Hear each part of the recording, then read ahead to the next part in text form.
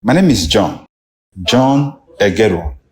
I want to say something about prayers and the effectiveness of prayers, especially when it comes from people.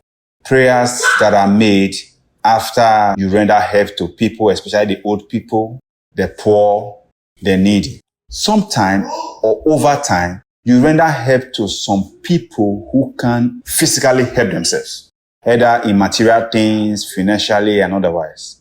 And in turn, they intend to pray for you and tell you you will succeed. It shall be well with you. From the pocket that you take this from, the Lord is going to replenish. And boom, something happens afterwards, and you believe that it was a prayer that was made by the woman on the roadside or by the old man who you rendered help to. I want to shock you that the blessing or the reward you got afterwards, after that prayer, as a matter of fact, after that act of giving, is not by virtue of that prayer. It is by the understanding of the principle of giving. Now, a friend told me time ago, he said, giving is a universal law.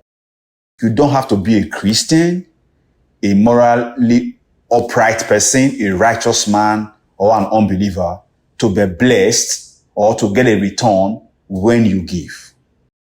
Giving is a universal law.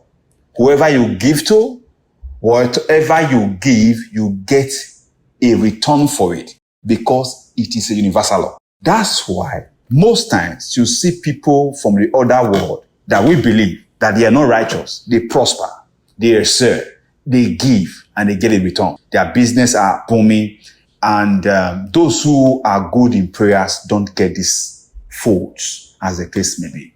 It's not because someone prayed for you to be rich, or someone prayed for you because you offered a help.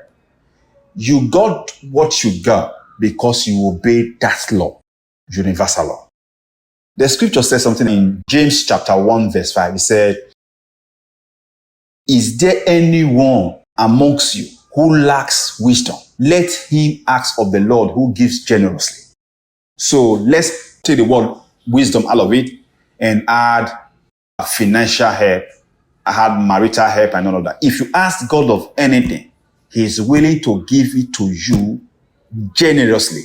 It doesn't matter who you are. It doesn't matter if you spend 30 days praying. It doesn't matter if you start your prayer from the beginning of the year to the end of the year. No.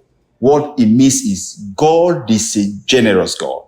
The seed you sow in church that you're being coerced to, sometimes they tell you, provoke the Lord. Sow a seed to provoke God, and God is going to give you back in 100-folds. Let me shock you. The blessing that comes to you does not come from those seeds you sow. It does not come from that source because you did that to provoke God. If you have blessing that comes afterward, it's because you fulfill a part of the principle that has to do with giving. There's another one that has to do with hard working.